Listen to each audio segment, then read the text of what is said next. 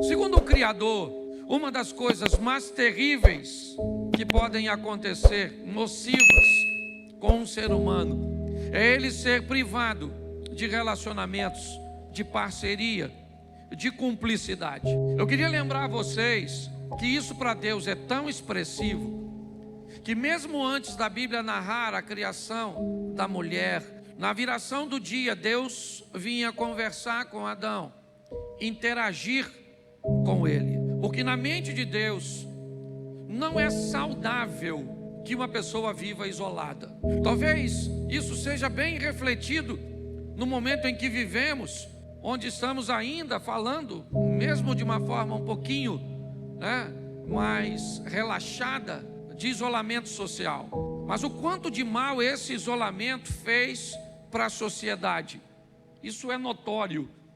A solidão, e muito mais do que estar sozinho, sem a companhia de ninguém, talvez seja a dor de estar envolto, rodeado de pessoas e mesmo assim continuar sozinho.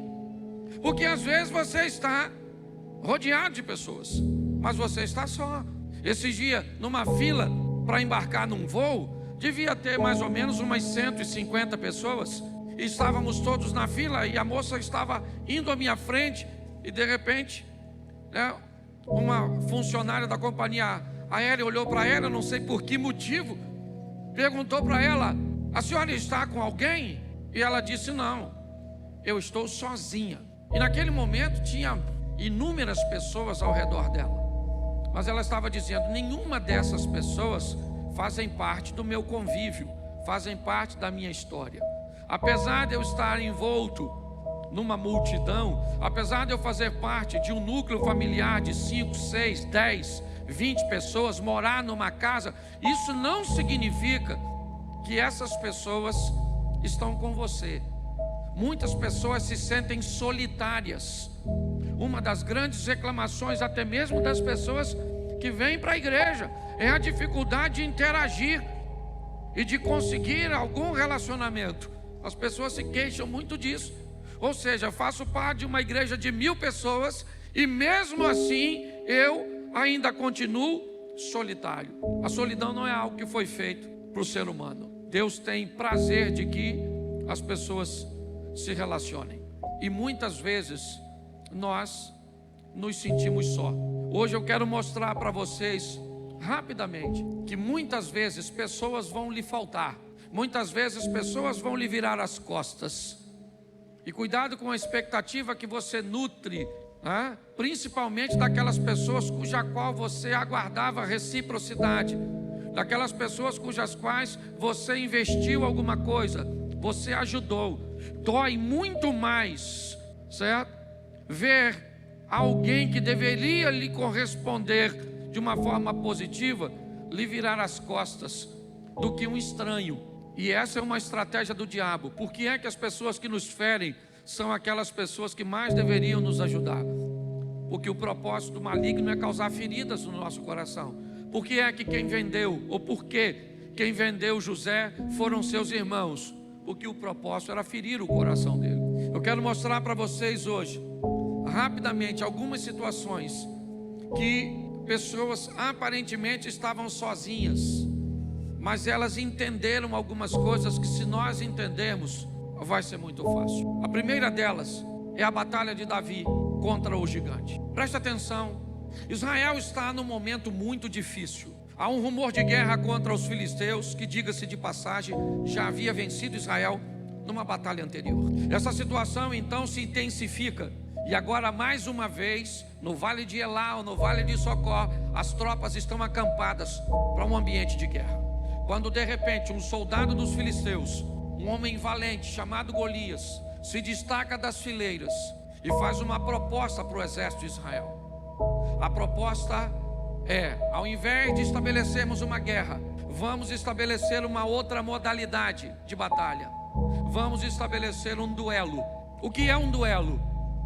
É onde alguém se predispõe a lutar sozinho, sem a companhia de ninguém, solitário. Golias está dizendo: eu estou apto a me destacar, e sozinho eu sou capaz de enfrentar qualquer soldado de vocês, escolham em Israel alguém que seja homem o suficiente, que seja forte o suficiente, que seja corajoso o suficiente para vir aqui me enfrentar sozinho. Essa é a proposta. Não podem ser 2, não podem ser 3, não.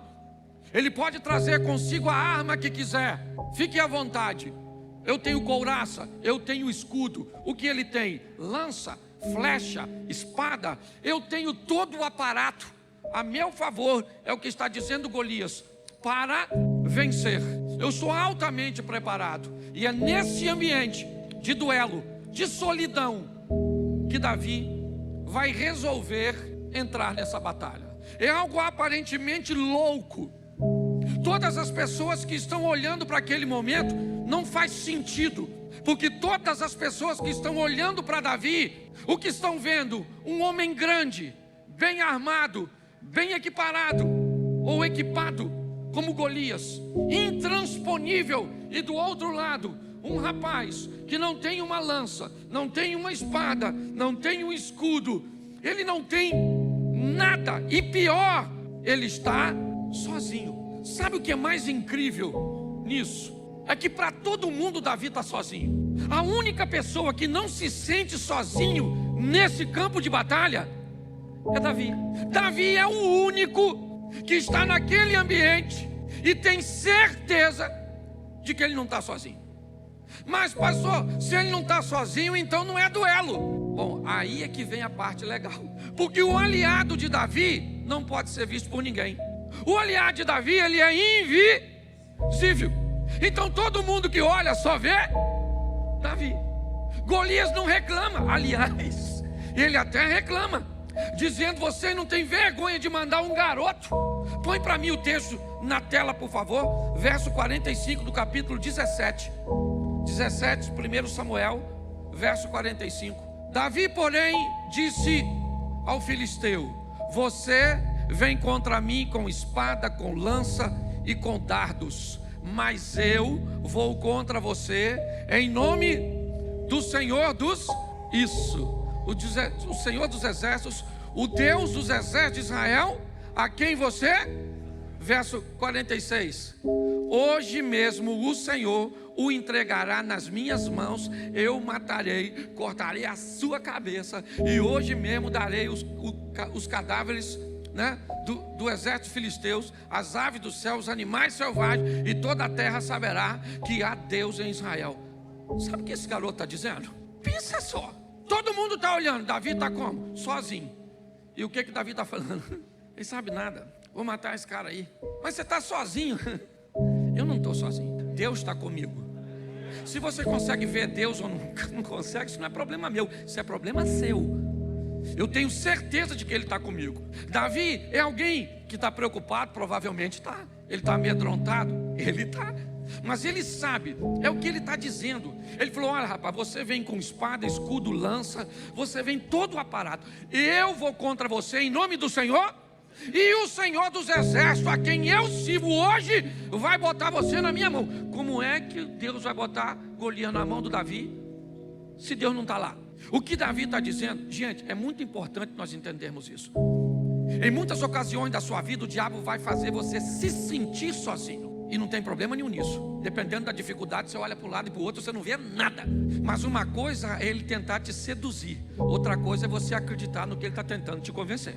Deus não é homem para que minta, nem filho do homem para que se arrependa. Se ele falou que estaria conosco todos os dias, é porque ele vai estar conosco todos os dias. Aliás, foi ele que disse que não é bom que o homem esteja, então ele vai estar conosco. Eu gosto disso, daquele ambiente onde ninguém consegue ver o seu aliado, mas você sabe que ele está lá. Ele vai agir a teu favor, ele vai entrar com providência a seu respeito. Quem é que ganha essa batalha? O Davi ou o Golias? E por que ele ganha?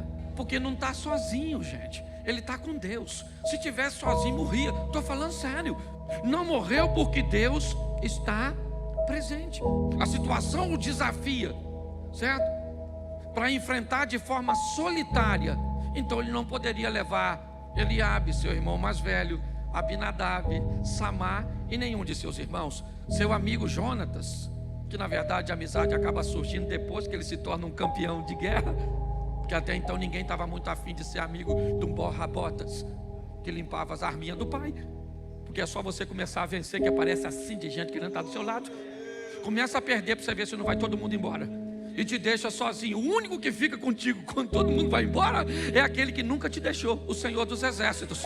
Ele não está preocupado na sua conta bancária, ele não está preocupado com sua saúde, se sua mulher foi embora, se seus filhos esqueceram, se seu patrão te mandou embora. Ele não está nem aí. Ele falou: eu vou estar com você até o último dia da sua vida e não da minha, porque eu vou viver para sempre e quero trazer você para mim.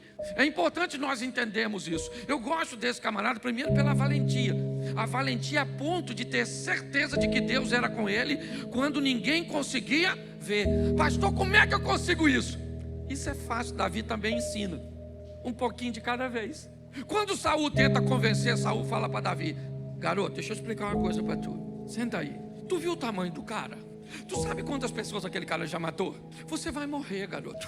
Você não pode ir contra aquele gigante. Ele é matador desde garoto. Quase matou a mãe dele quando nasceu. O cara é matador. Davi falou: peraí. Deixa eu te explicar um negócio. Eu estou acostumado.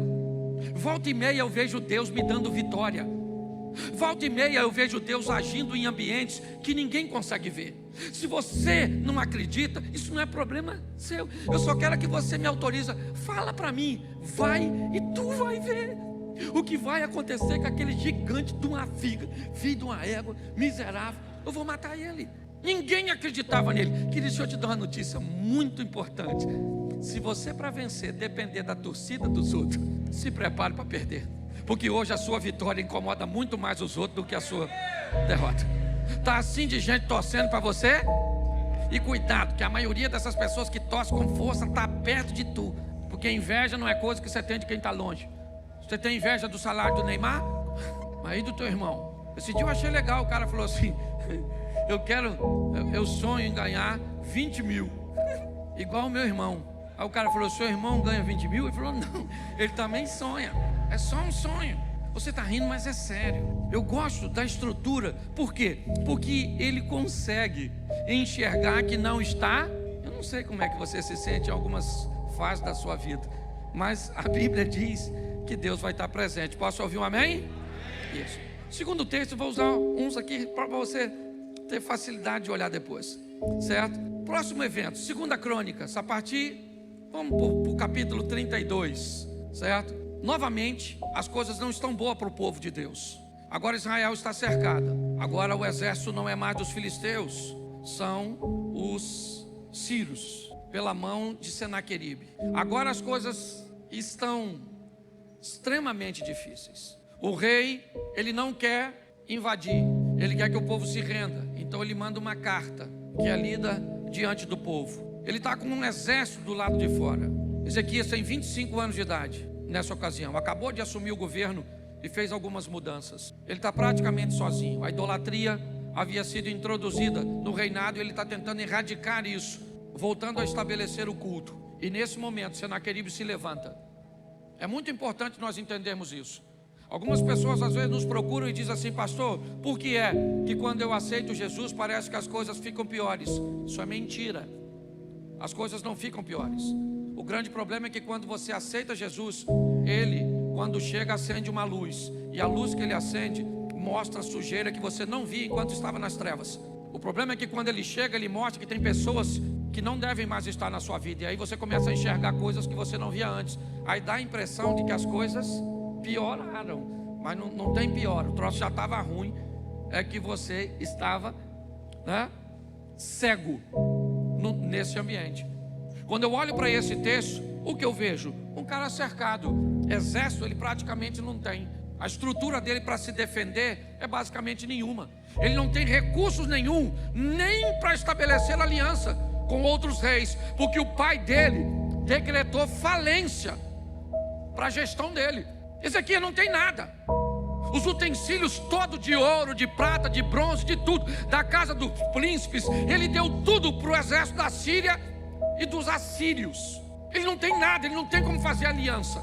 É nesse ambiente que ele está aparentemente sozinho, liderando um grupo que não tem nenhuma condição de vencer. Só que o versículo 7, 2 Crônicas 32, 7, Ezequias diz assim: sejam fortes e corajosos, não tenham medo, nem desanimem por causa do rei da Assíria e do seu, não, bota lá o adjetivo, enorme exército, pois conosco está um poder maior do que o que está. Presta atenção, no meio daquele caos, Ezequias diz: nós não estamos sozinhos, tem alguém conosco que é maior do que tudo que ele tem. Ele está no momento de dificuldade. O momento de dificuldade inevitavelmente pode trazer sobre nós uma cegueira. Você lembra quando Agar está do lado de um poço, vendo seu filho morrer de sede? O texto não diz que o anjo faz o poço aparecer. O texto diz que o anjo olha para Agar e diz: Agar, o que está acontecendo com você? Tem um poço do seu lado. Mas às vezes a situação é tão difícil que a solução está mais perto do que você imagina, mas você não consegue ver. Quando olhamos para esse texto, o que Ezequias diz: olha, ninguém está vendo, mas há um conosco, um poder maior do que todo o poder que está com ele. Não desanima não. Eu imagino o pessoal falando: um com a gente para matar o Senaqueribe. Não desanimar. Desanima não, hein? Ele falou que tem um com a gente aí, ó. Pergunta a ele onde é que está esse um. Às vezes você vai procurar Deus e não vai ver. Mas mesmo que você não veja, não sinta, fica tranquilo, porque Ele falou que estaria. Ele não disse que você precisaria vê-lo. Ele não disse que te daria sinal de que estaria lá. Ele disse: você só acredita que eu estou, e pronto. O resto deixa comigo. É o que Ele falou. Você acha isso interessante? Verso 20 do capítulo 32. Põe no 20. Por tudo isso, o rei Ezequias e o profeta Isaías, filho de Amós, clamaram em oração aos, e o Senhor enviou, já preguei sobre isso aqui, e o Senhor enviou quantos anjos? Sabe contar? Um anjo. Aí você acredita se quiser. O texto diz que o anjo veio, matou, resolveu a parada toda. E todo mundo que queria matar o Ezequias, depois disso, vinha visitar ele, trazendo presente, falando: ô Ezequias, gente boa, falei com o Senaqueribe, não se mete com o Ezequias. Ezequias não é, porque é o maior barato. Quem disse que você não ganharia, mas fica tão surpreso quando você vence. Quem disse que você ia falir, aparece lá na sua loja, no seu comércio, e diz: olha, eu tinha certeza de que você ia superar. Quem te viu lá no bico do urubu, lá no UTI, quando te encontra, diz: sabia que Deus ia fazer. Sabia nada. Sabe como é que ele falava? Não passa de hoje, segundo informações. Infelizmente, querido, isso não é um privilégio só seu, não. O texto, ele é bem claro. Há pessoas que sabem que Deus está lá, e essas pessoas vivem o milagre. Foi assim com Davi, foi assim com Ezequias. Ele diz: com ele está o braço de carne, conosco está o Senhor. Deus está com a gente. É muito importante nós entendermos isso. Vamos dar mais uma olhadinha no terceiro? Outra situação, pensa, só problema difícil. Agora, um exército cercou a casa de um cara. Note que vai ficando pior. Primeiro duelo, homem a homem. Agora cercou uma cidade, e agora cercou uma residência só, lá em Dotã, na casa do Eliseu. O exército da Síria cercou tudinho, sem rota de fuga, nem invadir à noite, para não dar mais do cara fugir.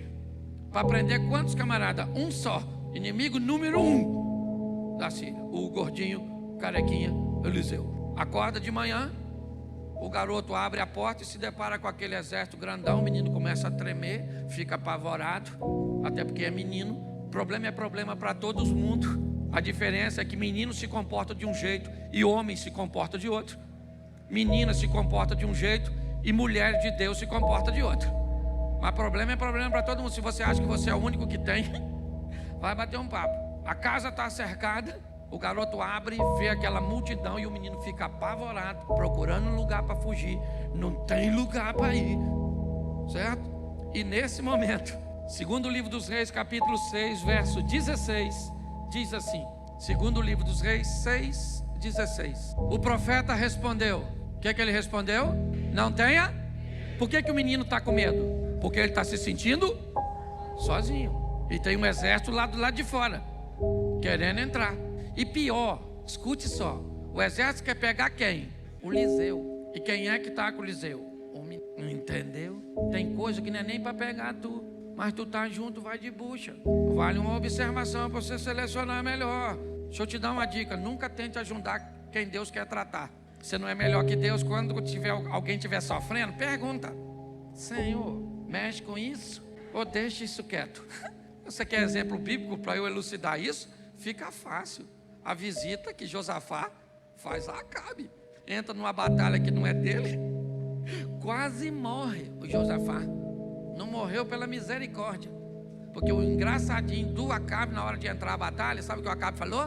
Ó, Josafá, nós vamos na batalha, eu não vou vestir de rei não, tá? Eu vou vestir de soldado, e você vai vestir de rei, é mais seguro. Só que o exército inimigo deu uma ordem: não mata ninguém, a não ser o rei. Ele só tinha ido num jantar. Se lascou. Quando os caras viram o rei, saíram correndo atrás do Josafá. E o Acabe, tá tranquilão. De repente alguém viu que falou: não é o Acabe não. Se você escute o que eu estou falando, já me lasquei com isso, já aprendi, mas já levei uns prejuízozinhos. Bravo. Quando Deus estiver tratando alguém, pergunta antes de se meter: Senhor, está brigando contigo ou com o chifrudo? Se for contra o chifrudo, eu entro. Se for com o Senhor, arrebenta. Até porque na mão do Senhor fica mais fácil. Ele é misericordioso. Pelo menos foi a mão que Davi escolheu estar. Nesse texto, o profeta diz: não tenha medo. Aqueles que estão conosco são mais numerosos do que os que estão.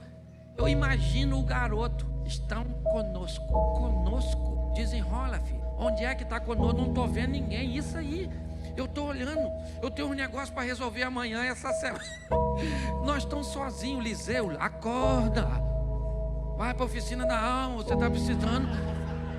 está precisando cuidar das suas emoções. Você já está vendo coisa. Aí, sabe o que Eliseu diz? Verso seguinte: Eliseu orou: Senhor, abre os olhos dele. Dele quem? Do menino que estava com ele, para que ele. Então o Senhor abriu os olhos e olhou e viu as colinas cheias de cavalos e carros de fogo. Presta atenção aqui. Sabe o que a Bíblia está dizendo? Ande com gente que vê coisa que tu não vê.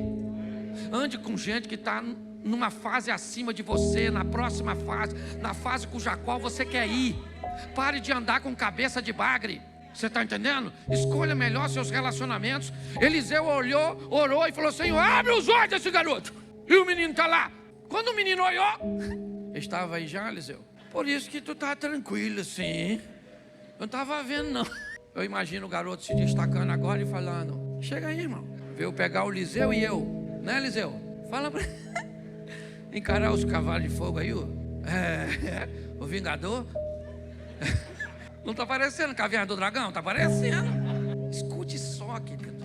A gente fala muito, mas na hora de viver o negócio fica difícil. Basta enfrentar um probleminha. Às vezes não precisa nem de um gigante para você ter medo. Só um anão que aparece. Morri. O que a Bíblia está dizendo é que Deus está onde sempre esteve, no controle de todas as coisas. Não é Deus que tem que agir. Segundo a Bíblia, somos nós que temos que abrir os olhos. Está aqui na Bíblia. Posso ouvir um amém? Isso. Você quer ver o outro também que não dá para entender? O tal do Elias. Pensa num cara extraordinário. Um dia invocou com Acabe e falou: aí, Acabe, a partir de hoje. O texto nem diz que foi Deus que mandou. Diz que ele invocou e falou assim: ó, segundo a minha palavra, eu sou assim com a chefia. Então não chove mais. Ele só esqueceu que morava lá. Um pequeno detalhe. Ele só não chove na terra que ele morava. O miserável amaldiçoando o local que ele estava. Não podia dizer não chove lá. A partir de hoje não chove mais aqui na sua terra. Pronto. Aí o Acabe quer matar ele. Deus fala: foge, vai lá. Ninguém mandou você falar. Foge pro Ribeiro de Querite. Já conversei com o corvo para dar comidinha para você e você toma água. A água secou. Aí o corvo estava trazendo comida, estava entalando. Deus falou: vai para Serepta, que pertence a Sidom, fora dos termos administrativos de Acabe, porque já conversei com uma viúva para cuidar de tu. Lá vai o Elias para procurar a viúva. É solteiro, deve estar achando que vai arrumar até um relacionamento. uma viúva maneira, de um desembargador, um funcionário público altamente do escalão. Chega lá uma mulher catando uns gravetos. Olha como é que Deus é engraçado. Aí sabe o que é que Deus faz? Agora você volta para conversar com Acabe. Aí encontra lá os profetas, faz fogo, fogo, fogo, lembra? Fogo, mata os bichos, tudo. Os soldadinhos lá com os caras. Aí vai para o Monte Carmelo. Aí chega lá, pede fogo, cai o fogo. Aí Acabe sai correndo para casa e fala com Jezabel. Jezabel, menino, deixa eu falar uma coisa contigo. Elias matou os profetas do seu pai, tudo. Jezabel falou, o quê? Amanhã, essa hora, ele está morto. Alguém foi lá e falou para o Elias, Jezabel falou que vai te matar. Saiu correndo. Um cara matou 450 homens, foge de uma mulher. O que é isso? Crente enfrenta hoje um problema grande. Deus abre portas, Deus fez milagres, e basta enfrentar um outro problema. Não dá mais para segurar. Poxa, você está rindo de você mesmo, não é de mim não. Volta e meia nós estamos fazendo. Sabe o que Elias faz? Eu vou até ler. Capítulo 19, verso 14. 1 Reis 19, 14. Ele respondeu. Quem respondeu? Tenho sido muito zeloso pelo... Olha o que já está reclamando, falando que ele está cuidando de tudo, zeloso, o Deus dos exércitos. Os israelitas rejeitaram a tua, quebraram os teus e mataram os teus profetas. O que ele falou?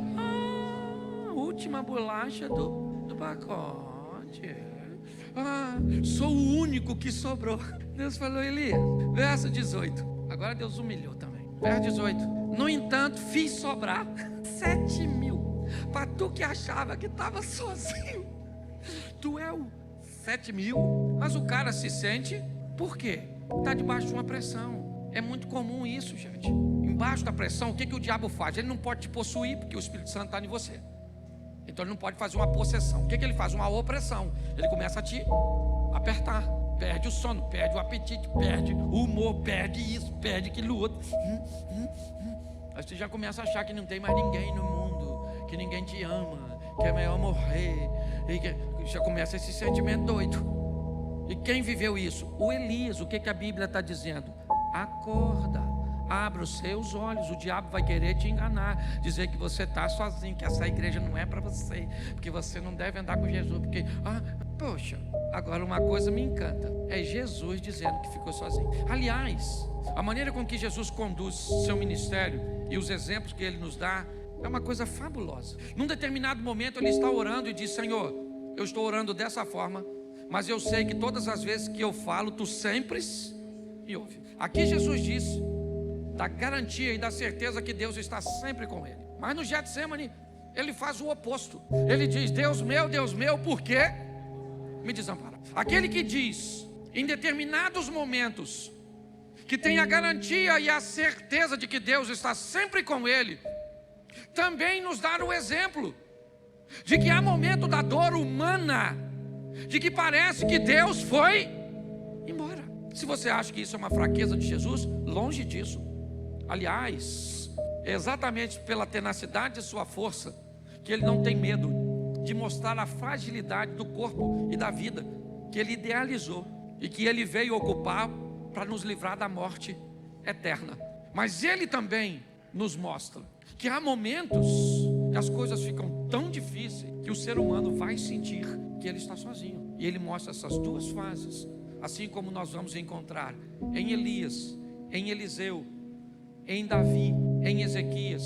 Agora, um dos textos que mais me emociona quando o assunto é solidão é Juízes 16, 20. Para mim, não há texto mais doloroso do que esse. Então ela chamou, Sansão, os filisteus estão atacando. Ele acordou do sono e pensou, sairei como antes e me livrarei. Mas não sabia que o Senhor o tinha. É um dos únicos textos que você vai ver ele sozinho. Ele teve tantas oportunidades. Deus deu a ele tantos momentos que ele poderia refletir. Ele levantava e dizia, sairei esta vez e vencerei como venci. E ele quebrava as cadeias, quebrava as amarras e fazia tudo. Mas o texto diz que nessa ocasião ela diz, Sansão, eles estão vindo. E ele se levanta, acordou e disse, eu sairei como das outras vezes e eu me livrarei. Mas ele não sabia, não sabia. O que ele não sabia? O que Davi sabia. O que ele não sabia? O que Ezequias sabia. O que ele não sabia? O que Eliseu sabia. O que ele não sabia é o que Elias estava duvidando. Note que Davi tem a certeza, Ezequias tem a certeza, Eliseu tem a certeza, Elias titubeia, Jesus dá um exemplo. Mas Sansão achou que Deus era com. A vida de Sansão a partir daquele dia era fazer força sem sair do lugar. A vida de Sansão se tornou isso, empurrando uma estrutura pesada, fazendo forças, cego, sem sair do lugar, simplesmente porque não conseguiu sobreviver a coisa doce em lugar proibido, como o mel na ossada, a não controlar as paixões incorretas, relacionamentos inadequados, a rejeitar, o aconselhamento e a instrução de seus pais. Quando nós olhamos a vida deste moço, ela é muito triste. Eu encerro agora perguntando a você: e você? O que fala de solidão? Como é que está a sua situação hoje? Ontem nós tivemos um evento aqui dos obreiros e eu recebi um abraço de um irmão aqui da igreja. Mas pensa assim, eu confesso a você que uma pessoa que eu jamais imaginaria que havia notado que eu estava me sentindo sozinho. Ele se aproximou e me disse: pastor, esses dias você estava pregando e eu vi que você estava só. Sua fala estava pausada, seu raciocínio estava lento. E ele, sem me tocar, ele ainda não tinha me abraçado. À medida que ele foi falando, eu fui vendo que eu não estava sozinho. E ele me disse: eu fui para casa e orei por você, pastor, naquele dia. Eu não sei como você está hoje. Isso não tem a ver com o dinheiro que você tem. Isso não tem a ver com a beleza do seu casamento. Isso não tem a ver com o sucesso dos seus filhos. Aliás, eu não sei nem se isso tem a ver com a sua espiritualidade e intimidade. Porque eu vou dizer que Elias não era íntimo. Eu vou dizer que Moisés não era íntimo. Mas a solidão de não ter com ninguém para dividir a dor de guiar aquele povo fez com que ele tomasse algumas decisões. Eu gostaria de fazer parte da sua intimidade, mas eu não tenho como. Eu sou um mero mortal. Eu não tenho nem como visitar todos os membros. Nós estamos lutando para estabelecer um processo onde todos sejam assistidos. Porque, pasme vocês, a maioria das pessoas que se queixam de alguma coisa, basicamente aqui na igreja, é de solidão, é de que gostaria de ser vista mais de perto, ser notada. Essa tem sido uma deficiência. Mas eu quero dizer a você, pessoas vão lhe faltar. Em muitos momentos você vai olhar, mesmo sendo bem casada, você vai se sentir solitária. Mesmo bem casado, você vai se sentir solitário. Mesmo com 4, 5 filhos amorosos, vai ter momento. Mesmo com toda a estrutura. Mas hoje Deus me trouxe aqui para falar para você e para mim, independente de como seja o seu momento, você nunca vai estar sozinho, nunca. Mas pastor, Sansão estava. Não, ele não estava só. Deus estava lá. Mas Deus já tinha dado oportunidade demais para ele continuar vivo. Ele cumpriu o seu propósito. Se você conhece a história do Sansão, você sabe. O texto chega a dizer que ele matou mais na morte do que na vida. E eu aprendo aqui que às vezes nós morremos antes da hora. Perdemos batalhas que poderíamos ganhar. Sentimos dor em situações que deveríamos estar alegres, simplesmente porque negligenciamos os sinais. Eu não sei o que Deus tem falado com você e como Ele tem te alertado, mas essa é uma decisão sua.